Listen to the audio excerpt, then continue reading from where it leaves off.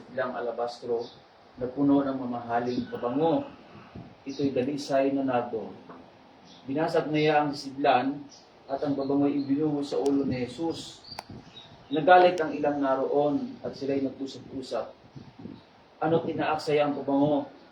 May pagbibili sana iyon ng higit pa sa 300 denaryo at may ibigay sa mga dukha ang pinagbilhan. At sinisi nila ang babae. Ngunit sinabi ni Jesus, bakit niyo siya ginugulo? Pabayaan niyo siya. Mabuti ang ginawa niyang ito sa akin. Habang panahon kasama ninyo ang mga dukha at anumang oras na inyong ibigin, ay magagawa niyo sila ng mabuti. Ngunit ako'y hindi niyo kasama sa habang panahon. Ginawa na niya ang kanyang makakaya, hindi pa may binuhusan na niya ng pabango ang aking katawan bilang paghahanda sa paglilibing sa akin.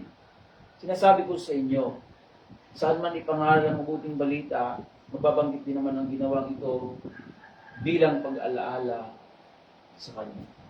Kapatid, ito po ang salita ng Diyos. Purihin natin ang Panginoon. So, magandang umaga po sa inyong lahat. Good morning po sa bawat isa. At tayo ay pinagpala ng Panginoon sa umagang ito. Amen po? Amen. Tayo ay binigyan ng Diyos ng isang bagong pagkakataon at isang bagong lakas. Araw-araw, no? Araw-araw ng buhay natin na lumilipas, yan ay galing sa Diyos. No? Kaya pagdating ng gabi, bago tayo matulog, pasalamatan natin ng Panginoon sa araw na lumipas dahil siya ang naging dahilan kung bakit tayo nabubuhay. Amen po? So sa oras na ito, ang pagtutuunan natin ng pansin ay yung ginawa ng babae, no? Ni Maria Magdalena. No? Ano ba ang ginawa niya? Yung kanyang ginawa. Sa verse 3, binuhusan niya ng pabango si Jesus. No? Pero sa mas malinaw, yung sinabi niya, mas maganda doon sa John chapter 12, verse 3. Babasahin ko po yung John chapter 12. Verse 3. Sabi niya dito, kumuha si Maria ng mamahaling pabango, isang libra ng dalisay na nardo, at ibinuhos sa mga paa ni Jesus. Pagkatapos, pinunasan ng kanyang buhok at umalimuyak ng buong bahay ang pabango. Umalimuyok sa buong bahay ang pabango. So, nung sa binasa natin, binuhos sa ulo ni Jesus, binuhos kay Jesus. Pero sa kabilang verse, John, binuhusan din yung paa ni Jesus at pinunasan ng kanyang buhok. No? So, kung mapapansin nyo, nung may nagtanong, ano kaya ang dahilan? Bakit ito ginawa ng babae? No? Bakit kaya ginawa niya na si Jesus ay buhusan ng mamahaling pabango sa kanyang ulo, sa kanyang katawan, sa kanyang paa? At alam niyo po, ito ay uri ng isang uri din ng pagsamba. No? So, bakit ito nagawa ng babae? Pastor, bakit kaya nagawa ng babae na si Jesus ay buhusan ng mamahaling pabango? No? Hindi pwedeng walang dahilan eh. Alam niyo kung bakit ito ginawa ng babae? Pagpapasa natin ito dun sa Luke chapter 8, verse 2 ay ganito ang sinasabi. At ilang babaeng pinagaling niya sa masamang espiritu at mga karamdaman. Si Maria ang tinatawag na Magdalena, mula sa kanya'y 7 demonyo ang pinalayas. So, ang isang dahilan pala kung bakit ito ginawa ng babae kay Jesus, yung pagbuhos ng mamahaling pabango, ito pala ay ginawa ni Maria Magdalena kay Jesus dahil si Maria Magdalena ay na-experience niya sa kanyang buhay, naranasan niya sa kanyang buhay yung kabutihan sa kanya ng Panginoon. Amen po?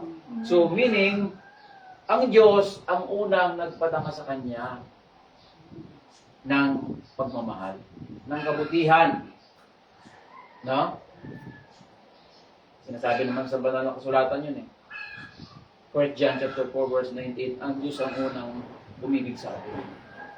Ang Diyos ang unang nagmahal sa atin. So, yung ginawa ni Maria Magdalena na pagbuo sa katawan ni Jesus ng mamahaling pabango. So, gusto niyang gantihan yung ginawa ni Jesus sa kanyang buhay. Dapat, ang mga tao, dapat marunong din magbalik sa Diyos. No? Dapat ang mga tao marunong gumanti sa araw-araw ng ating buhay na nilikha ng Diyos at lumipas sa buhay natin. Hindi pwedeng walang kabutihan ng Diyos sa buhay natin. Tandaan po natin ang nakasulat sa banal na kasulatan. Pinapapatak ng Diyos ang ulan sa mabubuti at sa masasama. So ang kabutihan ng Diyos ay hindi lang sa mga mabubuting tao. Pati yung mga tao masama, nakakaranas din sila ng kabutihan ng Diyos. Ng biyaya ng Diyos. Amen po? So, mahalaga po yun mga kapatid, na ang tao ay marunong gumanti at marunong magbalik sa Panginoon ng salitang kabutihan. Kasi, mga kapatid, ang Diyos ko ay umaasa na ang tao ay marunong magbalik sa Kanya. Binigyan tayo ng buhay. Pagkagising mo sa umaga, dapat pagkagising sa umaga, pasalamat tayo. Bakit? May mga taong hindi na nagigising sa umaga eh. No? Bago tayo gumawa, bago tayo humakbang, bago tayo umalis sa ating higaan, dapat magpasalamat tayo. Lord, salamat po ngayong araw dahil may buhay ako. Paglipas ng maghapon, Lord, salamat po sa maghapon kasi nakakain ako. Huh? Salamat sa maghapon, Panginoon, sa kangasan sa buhay ko dahil hindi mo ako iniwan. Salamat, Panginoon. At alam mo, dapat pasalamatan natin ang Panginoon, hindi lang sa bawat mabuting pangyayari sa buhay natin, kundi sa lahat, kahit pangit ang nangyayari, tandaan po natin, laging may magandang layunin pa rin ng Diyos. Amen po? So, alam niyo mga kapatid, ang Diyos ay may mabuting layunin sa buhay ng tao. Kaya dapat pag tayo ginawa ng Diyos ng mabuti, marunong tayong gumanti. Paano natin, Pastor, magagantihan ng Panginoon? No? Paano natin magagantihan ng Diyos sa mga ginawa niya sa atin? Hindi magmahal tayo, mahalin natin ang ating kapwa-tao. Matthew chapter 25, verse 40. Ano mang ginawa ninyo sa inyong kapatid, ay sa atin nyo ginawa. So, magmahal. Amen po?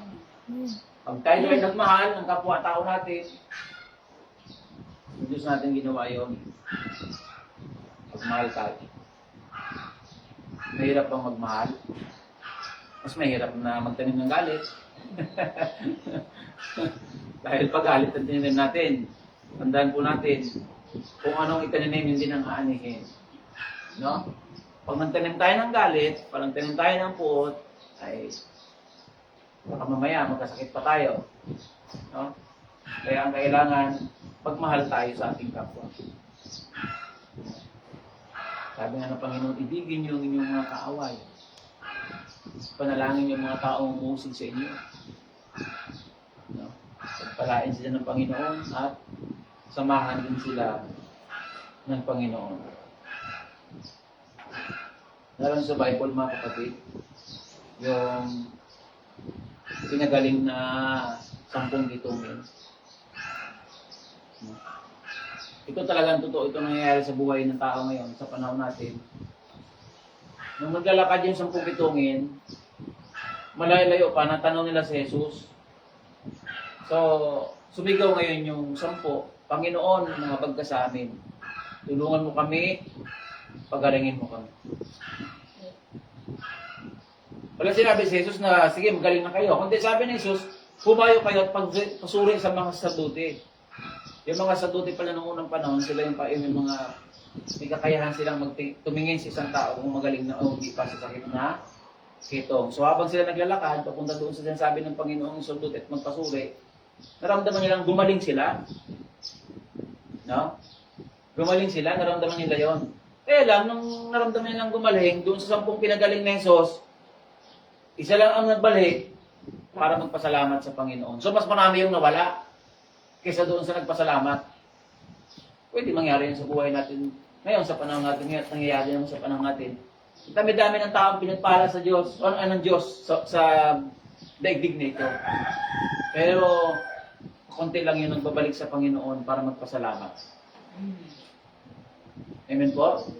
Konti lang yung nakakalala sa Diyos para magpasalamat doon sa biyaya at sa kabutihan ng Panginoon sa kanyang buhay.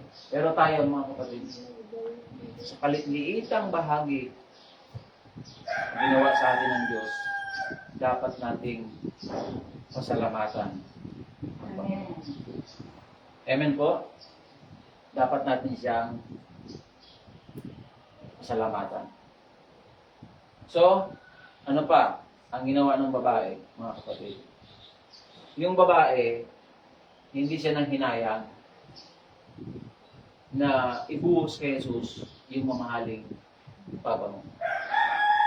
Anong sabi sa verse 4 hanggang 5? Nagalit ang ilang naroon at sila'y nag-usap-usap, ano't inaaksaya ang pabango. May pagbibili sana iyo ng higit pa sa 300 dinaryo. Alam niyo yung 300 dinaryo. Ang katumbas pala noon, sa panahon nila noon, ang halaga ng pabango ay katumbas ng isang taong sweldo. No? Kasi si Maria Magdalena, ang trabaho niya dati ay prostitute. No? Kumbaga, isa sa puhunan niya yung mamahaling pabango. Pero, nung may kwento niya sa Jesus sa kanyang buhay, hindi siya nang hinayang na ito ay basagin para ibuhos kay Jesus. No? Hindi siya nang hinayang doon. So, tayo mga kapatid, huwag tayo manghinayang na magbigay sa Diyos. Amen po? Huwag nating panghinayangan na ibigay yung ating buhay, yung ating oras sa Panginoon, yung ating treasure. Huwag tayo manghinayang na bawasan natin yung ating mga yaman para ibigay sa Panginoon. Tandaan po natin mga kapatid. Tandaan po natin. Lahat ng tinataglay natin sa buhay natin, lahat yan. At lahat ng nakikita natin sa daigdig na ito, yan ay galing sa Diyos. Amen po? Anong sabi sa Aklat ng Awit, chapter 24, verse 1? Lahat ng nakikita natin sa ating paligid, sa impapawid man, sa ilalim ng karagatan, sa ibabaw ng lupa, lahat yan, ang nagmamayari niyan, ay ang Diyos. Ang galing yan sa Diyos kahit yung buhay natin. Yung lakas natin. Kaya ang tao dapat hindi nang hinayang magbigay ng panahon sa Panginoon. Yung iba takot na takot eh. Hindi makapagbigay ng para sa Panginoon sa araw ng linggo, yung kanyang panahon para sa linggo. Ibigay sa Panginoon. Bakit? Eh, takot mabawasan yung kanyang oras sa paghanap buhay kahit araw ng linggo. No? Ginawa ko na rin dati yan eh. Kahit ako nagpapasto na noon, araw ng linggo, hindi ako sumisimba. Bakit? Naghanap buhay pa ako. Nanghinayang pa rin ako. Pero ang hindi ko alam mga kapatid, ang Diyos ang pinagmumula ng lahat. No? So, buhay natin, huwag tayong manghinayang, ibigay ang ating lakas. Yung ating mga ari-arian, bawasan natin, bigyan natin sa gawain ng Panginoon, yung ating panahon, magbigay tayo sa Panginoon. Hindi tayo dapat nanghihinayang. Bakit? Kahit lahat yan mga kapatid, kahit kapag ibigin na natin sa Panginoon, kaya pang dublihin ng Diyos yan. Amen po? Makapangyarihan ng Diyos. Lahat ng bagay ay nasa ilalim ng kapangyarihan ng Panginoon. So, hindi siya nang hinayang na ibigay. Hindi siya nang hinayang na ibigay sa Panginoon yung kanyang magagawa, yung kanyang lakas. So mga kapatid, ano pa? Ginawa niya ang kanyang makakaya. Sabi ng Panginoon, hayaan niyo yung babae, ba't naging gulo siya? Hayaan niyo siyang gawin niya. Mabuti ang ginawa niya ito sa akin. Hindi pa may binuhusan na niya ang aking katawan bilang paghanda sa paglilibing sa akin. Ginawa niya ang kanyang makakaya. No? Lahat ng tao, mga kapatid, ay mayroong kakayanan. No? Meron tayong kakayanan. Bawat isang tao may kakayanan. Kahit yung bata may kakayanan. Ang mahirap niyan, mga kapatid, yung kakayanan na binigay sa atin ng Panginoon, hindi naman tayo gumagawa. Hindi natin ginamit. So, mahirap po yun, mga kapatid. Baka pagdating ng panahon, talagang pagdating ng panahon, hahanapan tayo ng Diyos. No? Nalala niyo sa Bible, sa Matthew chapter 25, verse 24 to 27, yung nagbigay ang Diyos ng bawat puhunan. No? Yung iba ay gumawa, pero yung isa hindi gumawa. Ang ginawa nito sa pera ay tinago niya. Tapos nung bumalik yung Panginoon, ninanapan siya ngayon ng tubo. Diba? Sabi ng Panginoon, sana ginawa mo, nilagay mo na lang sa bangko para pagbalik ko, ay makukuha kong tubo. So ganun po mga kapatid, dapat yung ating mga kakayanan, yung bigay sa atin ng Panginoon ng kakayanan, gamitin natin, lalo sa pagpapalago sa gawain ng Panginoon.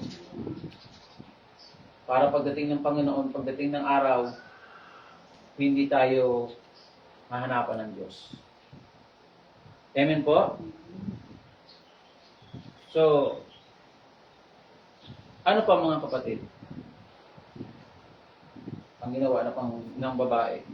Sa verse 6, isa pa dito mga kapatid, sa verse 4 to 5, ulitin po natin. Sabi niya,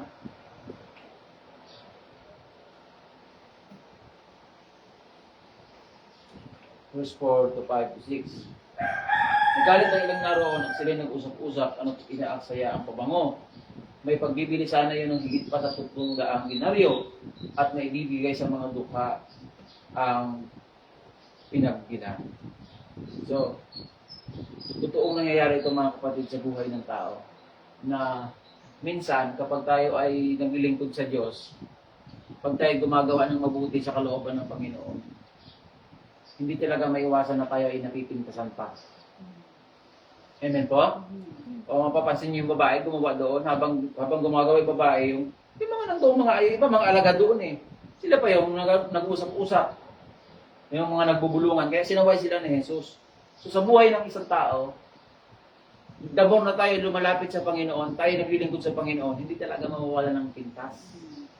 Ang mga nakapaligid sa atin. Minsan pa nga ginagamit ng kaaway. Minsan mga mahal pa natin sa buhay para tayo usigin. Amen po? Sa tingin ng iba, mali yung ginawa ng babae. Pero sa tingin ni Jesus, yun ay mabuti. Bakit mabuti? Kasi ang ginawa ng babae, talagang sa buhay niya, inuna niya si Jesus. Amen po?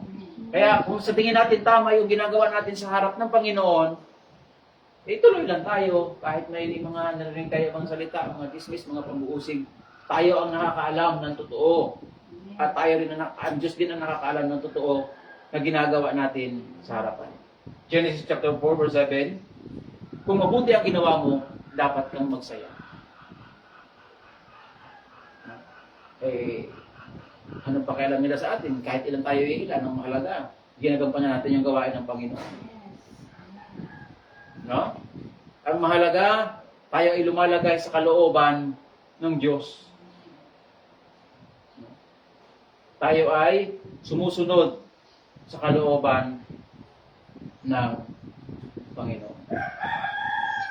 So, anong ginawa? Unahin natin ang Diyos sa buhay natin. Kaya ito yung ginawa ng babae. Ang iniisip ng iba. Diba? Saan ka naman nakita yung mga nakapalibot doon nag-usap-usap? Sabihin pagka naman ng iba na sayang naman at ibinuhos lang ng babae sa katawan ni Jesus, ay kung ipinagbili ang pinagbilhan at ibigay sa mga dukha, mas maganda sana, sabi ng mga nakapaligid. Pero sabi ni Jesus, ano ba kayo? Sabi ni Jesus dun sa mga alagad ng iba, habang panahon, kasama niyo yung mga dukha at anong mga oras na gawin niyo ng mabuti, ay magagawa niyo, samantalang ako ay hindi niyo kasama sa habang panahon. Amen po? Habang panahon din niyo ako kasama, sabi ni Jesus. Parang lumalabas na mas mahalaga pa yung mga dukha kaysa kay Jesus. Kasi nasabi ng mga pag-uusig ng iba. So mga kapatid, ang ibig ko sabihin, makikita natin dito sa punto na ito, pag tayo may pagkakataon gumawa ng mabuti, gumawa tayo. Ano sabi ni Jesus? Habang panahon kasama niyo ang mga dukha at pwede niyo gawan sila ng mabuti. Pero ako, hindi niyo pwedeng gawa ng mabuti habang panahon kasi hindi ako kasama habang panahon. No? Sabi ang yun ang ibig sabihin ni Jesus doon sa mga taong umuusig doon kay Maria Magdalena. So mga kapatid, ang isa pang aral dito ay samantalahin natin ang gumawa ng mabuti kasi hindi naman habang panahon kaya natin gumawa ng mabuti. At habang tayo nabubuhay, gumawa tayo ng mabuti. Kaya may mga mahal sa buhay na pag namatayan ang mahal sa buhay, nung buhay pa, hindi magawang mahalin. Hindi magawang ibigin ng totoo. Nung nawala na, saka iiyak ng sobra-sobra. So, habang buhay pa, yung mga minamahal natin, padala natin sa tanging pagmamahal natin. Kasi mahirap mo yan lahat. Una-una lang yan. Sino-una. Habang may kakayanan tayo, habang may pagkakataon tayo, na binibigay sa atin ng Diyos, gawin na natin. Pinaka-importante po, mga kapatid, unahin natin ang Diyos sa buhay natin. Amen po? Namaka sa Jesus sa ginawa ng babae. Namaka sa Jesus. Bakit? Yung babae ito, mga kapatid, walang panghihinayang na ibuo sa kanya. Kasi yung mamahalin pa ba mo, puhunan niyo ng babae. Pero siya walang panghihinayang ibigay kay Jesus. Kasi nga na-enroll ka niya na si Jesus sa buhay niya, pwedeng dalawang sabihin o una, hindi siya nang hinayang na basagin yung nilagyan ng mamahalin pa ba mo, ibuhos kay Jesus. Pangalawa, pwede rin niya kaya binasag yun dahil gusto niya nang tigilan yung mga kasamaan sa kanyang buhay. Kaya na-encounter niya na si Jesus Christ kanyang buhay. So, gusto niya maglingkod sa Panginoon. Yun po yun mga kapatid. Kaya, ang isa pang message dito ay kung ano man po yung mga lumang buhay natin, kung ano man po yung mga pinagdaan natin sa buhay, masahin natin. Kalimutan na natin. Panahon na para ibigay natin ng buong buhay natin sa Diyos. Amen po? Kung tayo lumakad sa hindi ayos kalooban ng Panginoon, yun ay kalimutan na natin. At magsimula tayo ng isang panibagong buhay sa feeling yan. Babae, wala siyang pag-alala eh. Napasagin eh. Wala siyang pag-alala. Na hindi siya nanginayang doon sa halagang binigay niya, basta ang halaga, ginawa niya para sa Panginoon. So, ganun din tayo. Wala tayong panghihinayang, ibigay ang buhay natin, ang lakas natin, ang ari-arian natin sa Panginoon, yung panahon natin, ibigay natin sa Diyos, ibigay natin siya ng panahon sa buhay natin. Ito lalo sinasabi sa isang linggo, ganito araw, isang araw lang hinihingi ng Diyos, minsan yung isang araw hindi pa buo, kalahati na. At hindi pa kalahati, minsan 3 oras lang, 2 oras na gawain ng Panginoon. Ayaw pang ibigay, yun lang ang hinihingi ng Panginoon. Bigyan natin siya ng panahon ng kanyang salita sa buhay natin. Alala ko po yung sinasabi sa pala ng Bata, our chapter 23 verse 6, sabi ng Panginoon. Ayaw ka na sasabi. So English translation again, so ang palagay, surely, goodness and mercy shall follow me for the days.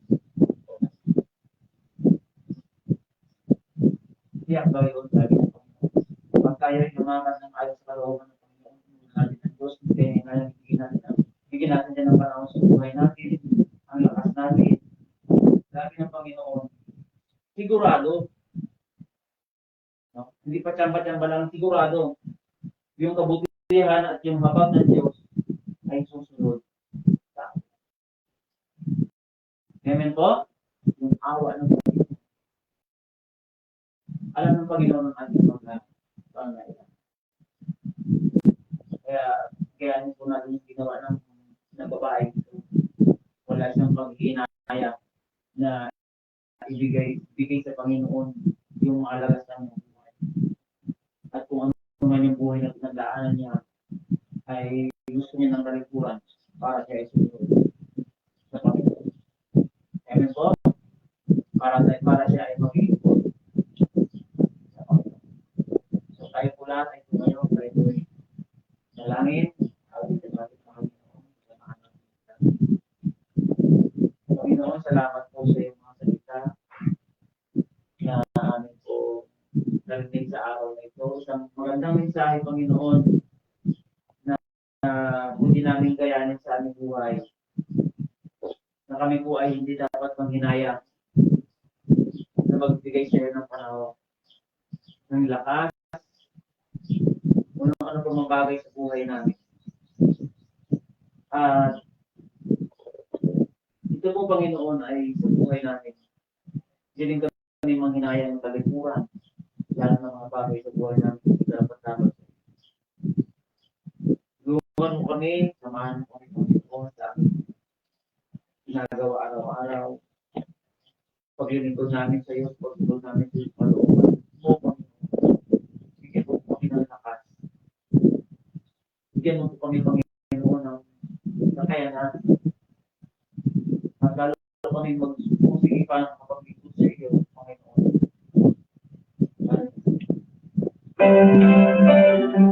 May mga panahon sa buhay natin.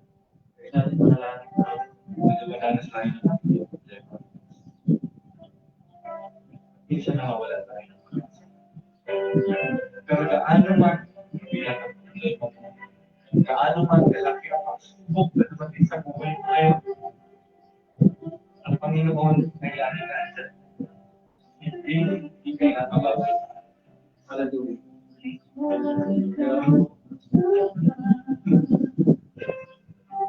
Sa lahat ng suliran ito, grabe siyang buwan. Sa puso ko ikaw ang pag-ibig mo, Diyos, ay kami. Sa buwan ko ikaw sa lahat ng suliranin ko, ikaw siya'y unas. Sa puso ko, ikaw ang nais.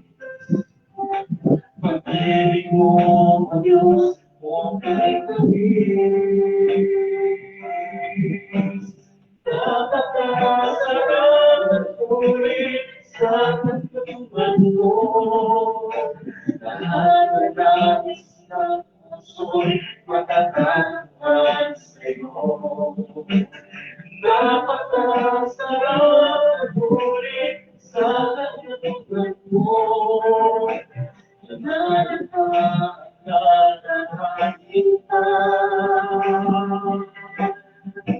Nagkamali man problema,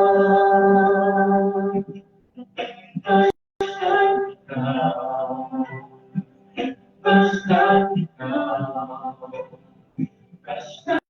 ikaw, Diyos ay kasama. Okay. Salamat po.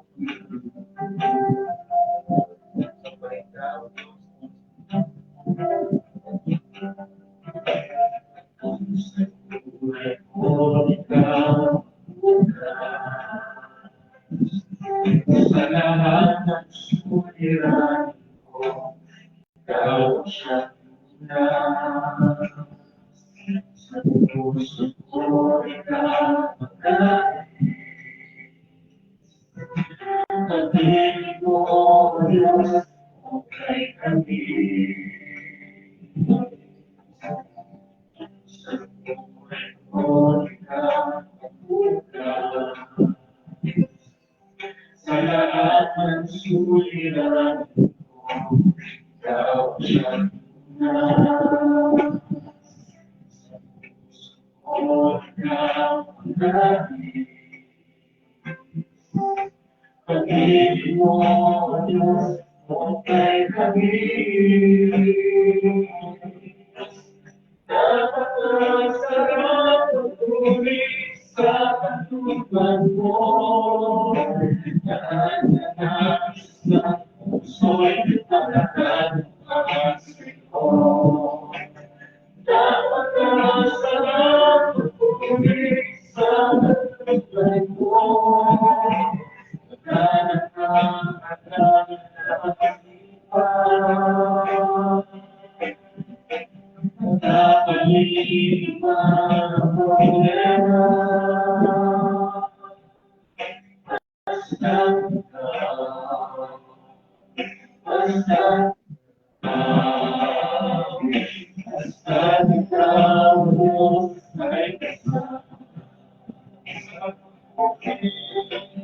Napakasarap na pulit sa katulad mo. Nakakadanas ng puso'y makakapag sa'yo. Napakasarap na pulit sa katulad mo.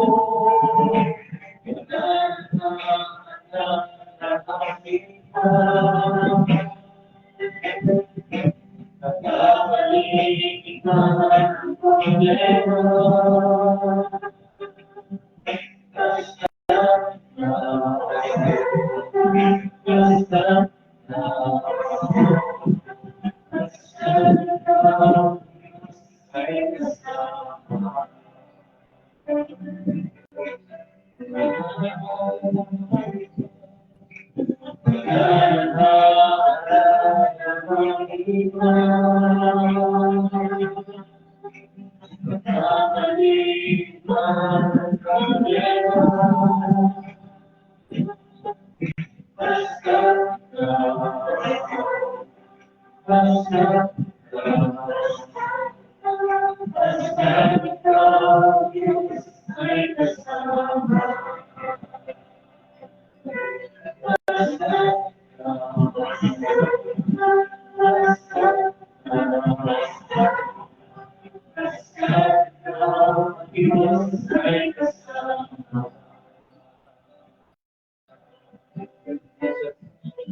Hallelujah, Panginoon.